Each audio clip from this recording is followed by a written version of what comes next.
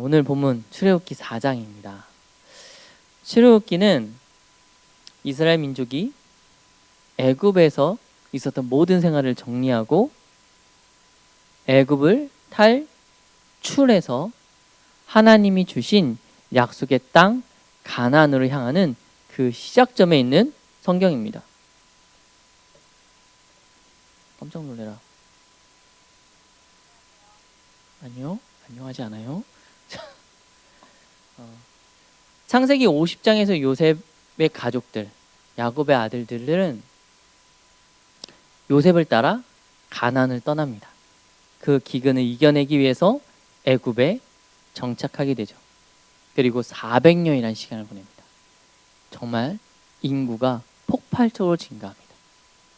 70여 명이 들어갔던 그 애굽 땅의 인원은 이제 80만 명, 또 추정에 따라서는 더 많게도 이야기하는데요. 대략 60에서 80만 명 정도 되는 숫자로 크게 성장해서 한 민족을 이루게 됩니다. 근데 문제는 애굽에서의 삶에 큰 변화가 생겼다는 것이에요. 초기 요셉을 따라 정착했을 당시에만 하더라도 요셉이라는 국가적 영웅, 왕의 신임을 절대적으로 받고 있는 이 요셉의 가족이란 이유로 이스라엘 민족은 많은 배려를 받았습니다. 원하는 걸 마음껏 할 수도 있었고요. 차별받지 않았어요. 하지만 400년이라는 시간이 지나면서 애굽의 왕조가 여러 차례 바뀌면서 상황이 완벽하게 변하게 됩니다. 요셉을 모르는 왕조가 애굽을 지배하였다라고 되어 있는데, 이 애굽을 모르는 왕조의 입장에선, 요셉을 모르는 이 왕조의 입장에선 이스라엘 민족이 매우 불편한 상황이 돼버린 거죠.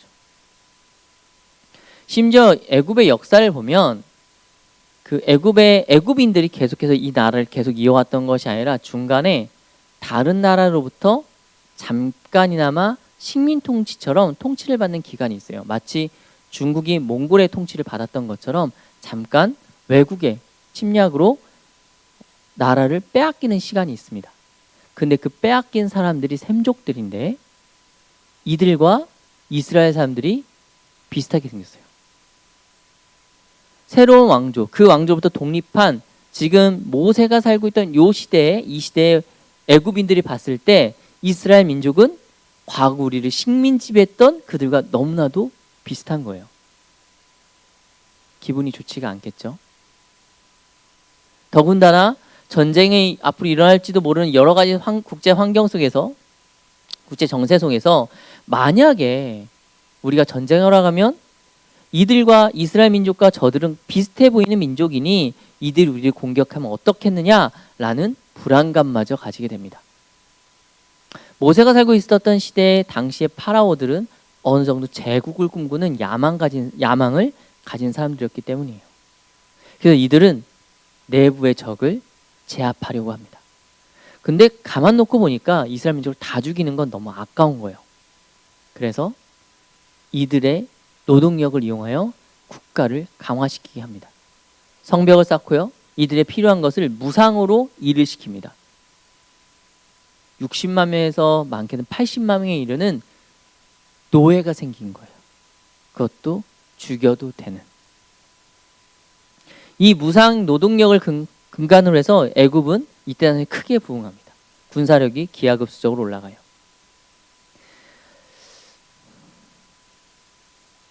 바로 이 시기에 모세가 태어납니다. 애굽의 왕 바로에 의한 이스라엘 민족이 학대하는 바로 이 시간에 모세가 태어나고 그가 버려지게 되는 거죠.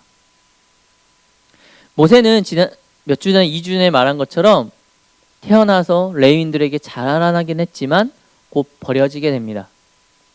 그리고 애굽의 공주의 손에 키워지게 되죠. 이 애굽 공주는 모세를 데려다가 키우면서 이 아기의 유모로 모세의 친어머니를 부릅니다. 그래서인지 모세는 자기가 히브리 민족임을 명확히 알고 있었어요. 자기 민족이 어떤 뿌리를 갖고 있는지 모세는 잊지 않았습니다. 그리고 이러한 사실을 히브리 민족들, 이스라엘 민족들 역시 알고 있었던 것 같습니다. 그래서 그들은 희망을 품었을 수도 있어요. 지금 우리가 학대받고 이렇게 되고 있지만 저 모세가 왕이 된다면 우리를 구원해 줄 것이다 라고 생각했을지도 모르죠. 모세에게 기대하고 있었을지도 모릅니다. 실제로 모세는 단순한 왕자가 아니라 당시 애굽의 왕이 될 가능성이 높은 사람 중에 한 명이었어요. 왕권을 놓고 경쟁하는 사이였습니다. 애굽의 역사 좀 복잡한데요. 잠깐 이야기하자면 모세를 거뒀던 그 공주, 이 공주는 무남 동녀입니다. 파라오의. 그리고 이 공주가 모세를 양자로 들였다는 것은 자신이 가진 모든 정당한 권리를 다 물려줄 수 있다는 걸 뜻해요. 그런데 이 공주의 아버지인 파라오가 죽습니다. 아들이 없었기 때문에 그 파라오의 권위를 이 파라오의 동생이 넘겨받아요. 그리고 그가 죽고 그 아들이 파라오가 됩니다. 모세의 양어머니였던 이 애굽의 공주는 아버지의 동생 파라오와 그 동생의 아들 파라오 시기에 공동 통치를 할 정도로 정치력이 매우 뛰어난 여장부였어요. 근데 여기서 문제가 발생합니다. 자, 그 다음 때 파라오는 누가 돼야 될까요? 현 파라오의 아들이 되는 게 될 수도 있겠죠. 현재 파라오의 아들이니까. 하지만 정통성으로 따지자면 공주의 아들인 모세 역시 정통성에서 뒤지지가 않아요. 그래서 그때 사람들은 고민했겠죠. 나름의 세력도 있었을 겁니다. 그 모세의 어머니, 그 양어머니의 정치력을 본다면 모세를 왕으로 올리기에, 파라오를 이기에 충분한 정치적 힘을 가지고 있었어요. 이렇게 이 두 사람은 파라오란 왕권을 놓고 경쟁하는 사이였습니다. 그러니 이스라엘 민족으로 봤을 때 저기서 모세가 승리한다면, 모세가 파라오만 될 수 있다면 이 모든 압제와 학대와 고난을 이겨낼 수 있을 거라 생각했을 겁니다. 그래서 모세에게 많은 기대를 걸었겠죠. 그런데 사건이 일어나요. 모세가 자신의 동포인 히브리 민족, 이스라엘 민족을 돕다가 애굽인을 죽이는 사건이 일어납니다. 살인하는 사건이 일어납니다. 모세는 이걸 급하게 숨깁니다. 하지만 이것은 여러 방식으로 퍼져나갔을 것이에요. 그리고 실제로 이스라엘 민족의 입에서 모세를 질책하는 말을 가져내 이 사건이 들통났다는 걸 알게 됩니다. 그리고 모세는 이제 자신이 위험하다는 걸 깨달아요. 모세는 이 사실이 알려지자 곧 모든 걸 버리고 머나먼 미디안 땅으로, 척박한 땅으로 도망가서 정체를 숨깁니다. 이미 자신이 파라오가 되긴 글렀으니 다음 세대의 왕이 파라오가 된다면 왕권을 놓고 경쟁했던 자신의 생명이 위태롭다는 것을 누구보다 잘 알고 있었습니다. 그리고 그곳에서 결혼하여 자녀를 낳고 40년의 시간을 보냅니다. 모세의 평생은 40년, 40년, 40년 총 3번으로 나누는데요. 왕궁에서 왕자로 있었던 40년의 시간, 그리고 광야의 40년 시간, 이스라엘 지도자로서의 40년 시간, 이렇게 120년을 셋으로 나눕니다. 모세는 이렇게 80세가 될도록 아무것도 하지 않고 그저 숨어 살게 됩니다.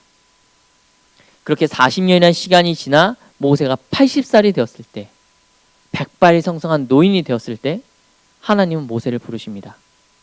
그리고 그에게 이스라엘 민족을 구원해라. 그들의 괴롭힘이, 그들의 울부짖음이 나에게 상달되었으니 가서 내 민족을 구원하여 가나안 땅, 내가 약속해준 그 땅으로 돌아가라 라고 말씀하십니다. 그저 평범하게 양을 치는 평범한 일상을 보내던 모세에게 있어서는 이것은 매우 큰 충격이었을 것입니다. 그래서인지 모세는 거절합니다. 하나님, 싫어요. 안 됩니다. 정중하게 거절합니다. 이게 무슨 뜻이에요? 하나 나중에 알아와. 정중한 거절이라고 하는데, 네. 정중하게 거절합니다. 자신은 그것을 감당하지 못하는 사람입니다 라고 물러섭니다. 당연하지요. 당시 모세는 어떤 사람입니까? 80살이 된 모세는 어떤 사람이었습니까? 인생을 실패한 사람이었어요. 살인자였고 도망자였습니다. 40년 전 왕권을 다투고 있었던 상황이라면 이스라엘 민족을 구원하는 하나님 말씀에 기뻐서 순종했을지도 모릅니다. 왕권을 다투고 있던 힘이 있던 권력이 있던 그 모세에게 하나님께서 자 이스라엘 민족을 구해라 한다면 모세는 네 제가 가겠습니다. 제가 아니면 누가 하겠습니까? 라고 당당하게 이야기했을지도 모르죠. 하지만 지금은 아닙니다. 도망자였고 40년간 광야에서 양이나 치던 자였어요. 아무런 힘도 없었고 세력도 없었고 정당성도 없었습니다. 그에겐 아무것도 없었습니다. 그저 평범한 한 사람이었을 뿐입니다. 심지어 자신의 집을 가지지 못한 채 장인의 집에 얹혀 사는 그런 사람이었습니다. 그런 모세에게 초강국을 꿈꾸며 제국을 꿈꾸며 군사력을 모아 조금만 있으면 이웃나라를 뻗어나 가장 큰 제국을 꿈꾸고 있는 그 이집트에 가서 그 왕에게 너희들의 노예를 보내라! 하나님 말씀하셨다! 라고 이야기하는 것, 이것은 불가능에 가까워 보였을 것입니다. 아마 그 누구도 이 사실을 부정하진 않을 것입니다. 그리고 그 당시에 하던 그 누구도 모세가 이스라엘을 애굽의 손에서 구원할 것이라는 희망을 가지지 못했을 것입니다. 그의 동포도, 그의 아내도, 그의 형제도, 그의 부모도, 심지어 모세 그 자신조차도 아무런 기대를 하지 않았을 것입니다. 그런데 하나님께서 그런 모세를 부르십니다. 불안해하며 거절하는 모세에게 위로하십니다. 그리고 힘을 주십니다. 제가 이것이 부족합니다. 그러니 그것을 채워주십니다. 그가 사역하는 데 필요한 그의 사명에 필요한 것을 하나하나 채워나가십니다. 기적을 보여주십니다. 함께 이를 감당할 동역자들을 붙여주십니다. 결국 모세는 하나님의 도움으로 그가 처음에 거절하였던 그가 감히 상상하지도 못했던 큰 일을 감당할 수 있게 됩니다. 하나님을 철저하게 모세의 편에서 싸우셨고 그의 대적을 흩으셨습니다. 모세는 이스라엘 백성을 출애굽시켰고 하나님의 율법을 받아 이스라엘 민족의 위대한 지도자로 우뚝 서게 되었습니다. 그렇다면 여러분, 어떻게 모세는 하나님의 위대한 사람이 될 수 있었을까요? 어떻게 모세는 이스라엘 민족을 출애굽시키며 하나님의 말씀을 기록하고 이스라엘 민족을 하나님의 백성으로 살아가기 위한 그 초석을 다스릴 수 있었을까요? 그걸 만들 수 있었을까요? 그가 어떤 대단함이 있었기 때문이었습니까? 아닙니다. 그가 무슨 능력이 가질 때는 이미 지나간 후였습니다.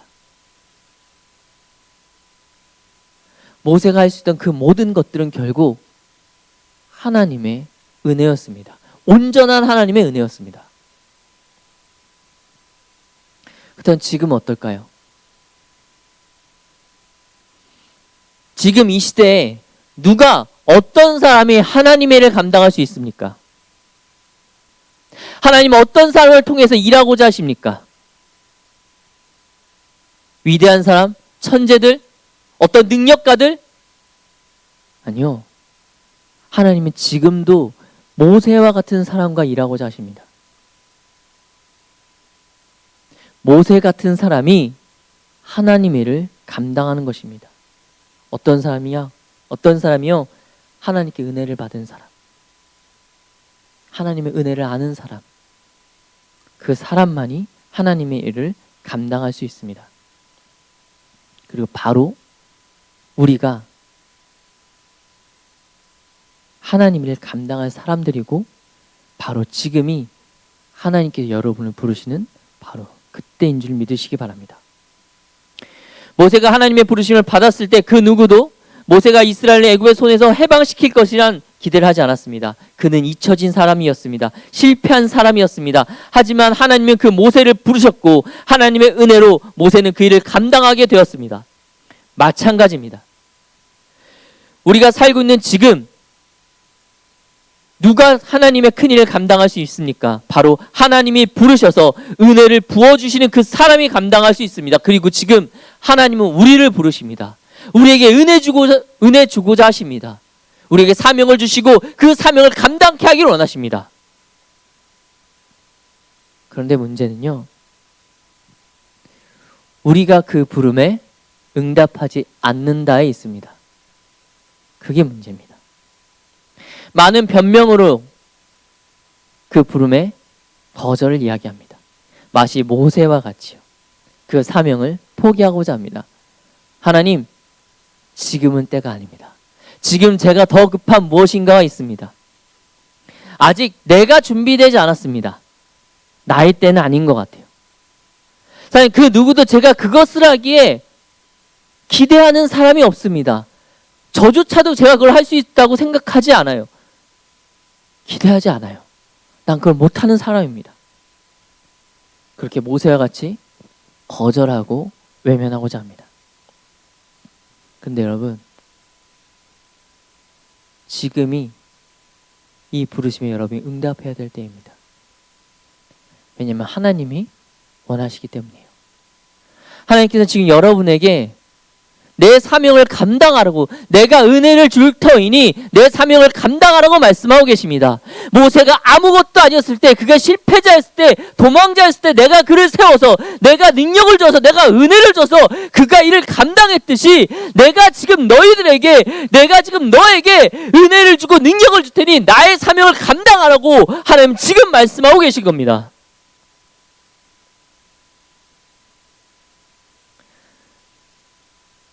하나님께서는 지금 말씀을 통하여, 이 예배를 통하여 부르시고 계십니다. 이 부름에 응답할 수 있기를 간절히 소망합니다. 그러나 우리는 질문을 하게 됩니다. 왜 하나님은 지금 부르시는 것일까? 나는 아직 준비되지 않았는데, 내가 할 게 많은데, 내가 나이가 조금 많아졌는데, 내가 지금 급한 프로젝트가 있고 직장에서 내가 해야 될 일이 산더미 같은데, 내가 먼저 해야 할 일이 정말 너무나도 많은데 왜 하필 하나님은 지금 날 부르실까? 내가 좀 더 여유 있을 때 왜 부르시지 않으셨을까? 질문을 하게 됩니다. 똑같이 한번 질문을 해봤어요. 왜 하나님은 모세가 왕자였을 때 그를 찾아가지 않았을까? 왜 하나님께서는 모세가 가장 영향력 있고 그가 강건했을 때 그를 통해 일하지 않으셨을까? 아니, 그가 왕권으로서의 세력은 잃어버렸다 하더라도 80세 노인이 아니라 50대, 60대 모세를 찾아가지 않으신 이유는 무엇일까? 왜 그때 그를 찾아가지 않으셨을까? 왜냐하면 하나님 보시기엔 젊고 힘 있는 왕자였을 때보다 80세의 노인이 된 모세가 하나님의 사명을 감당하기에 더 적합했다고 생각했기 때문입니다. 아무도 그렇게 생각하지 않았지만, 심지어 모세 자신도 자신에게 기대하지 않았지만 하나님의 선택은 80세의 모세였습니다. 그때였습니다. 여러분, 나이 상태가 중요한 것이 아니에요. 내가 나이가 얼마가 됐건 그것이 중요한 것이 아닙니다. 내가 지금 어떤 위치에 있는지가 중요한 게 아니에요. 내가 얼마나 준비되었는가, 그것이 중요하지 않습니다. 내가 그것을 시작할 용기가 있느냐, 내가 그 사역을 감당하고자 하느냐, 내가 하나님의 일에 힘쓰고 하느냐, 그 마음이, 그것이 중요한 것이 아니라는 거예요. 정말 중요한 것은 하나님께서 우리를 부르셨고 하나님 보실 때 지금이 바로 그때라는 사실입니다. 만약 우리가 마음만 먹는다면, 하나님의 부름에 우리가 응답할 수만 있다면 우리에게 부족한 모든 것을 하나님께서 채우실 것입니다. 내게 부족한 것이 무엇이든지 간에, 그것이 재정이 됐던 간에, 시간이 되었던 간에, 사람이 되었던 간에, 내 능력이 되었던 간에, 하나님께서 내가 하겠다 말만 한다면, 내가 거기에 응답하고 순종하기만 한다면 나머지는 하나님께서 채우신다는 겁니다. 마치 모세에게 하셨던 것처럼 말이죠. 모세에게 하신 것처럼 기적도 보여주실 것이고 길을 예비할 것이며, 나를 도울 사역자들, 동역자들을 주님께서 예비하실 것이 분명합니다.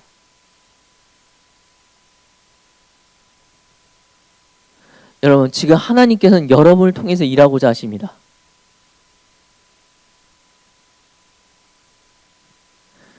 그 부름에 여러분 응답하실 수 있기를 정말 간절히 소망합니다. 우리 스스로는 부족하다 생각할지 모르지만 하나님 보시기에는 지금이 바로 그때인 줄 아실 수 있길 바랍니다. 여러분, 우리가 구체적으로 받은 사명 무엇일까요? 정말 많은 사명이 있습니다. 그 중에서 오늘 단 하나의 사명을 먼저 이야기하고자 합니다. 우리가 모두 받은 사명, 하나님께서 지금 우리에게 주신 사명, 그리스도인으로서 사는 것입니다. 이것이 우리의 사명입니다.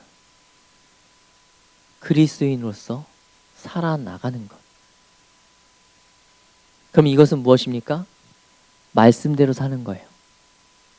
말씀에 순종하며 살아가는 겁니다. 말씀을 전하는 것입니다.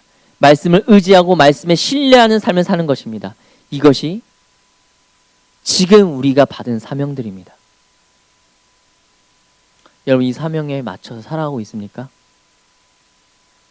그리스도인으로서 삶을 살아가고 있습니까? 그것이 지금 우리에게 부어진 사명인데 그 사명대로 살아가고 있습니까? 물론 이러한 삶을 살기 위해서는 선행돼야 될 것들이 몇 가지 있습니다. 하나님을 알아야겠지요. 하나님을 모르는데, 하나님의 뜻을 모르는데 하나님의 뜻에 맞는, 하나님의 순종하는 삶을 살 수는 없기 때문입니다. 하나님의 말씀을 모른다면 그 말씀을 전할 수 없을 것입니다. 하나님을 경험하지 못한다면 하나님을 신뢰할 수 없을 것입니다. 그래서 우리는 우리의 사명을 감당하기 위해서라도 하나님을 알아야 하고 말씀을 배워야 하고 하나님을 경험해야 합니다. 어떻게요? 예배를 통해서요.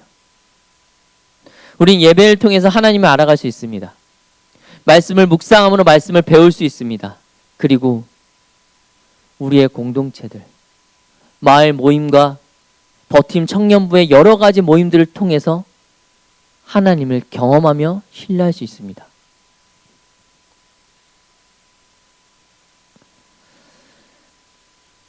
여러분, 근데 이것을 포기해서는 안 됩니다.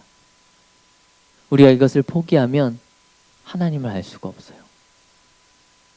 그럼 우리의 사명을 감당하지 못합니다. 그러니 여러분, 하나님께서 우리에게 우리의 사명을 감당하도록 주신 예배와 말씀과 공동체를 절대 포기하지 마시길 바랍니다.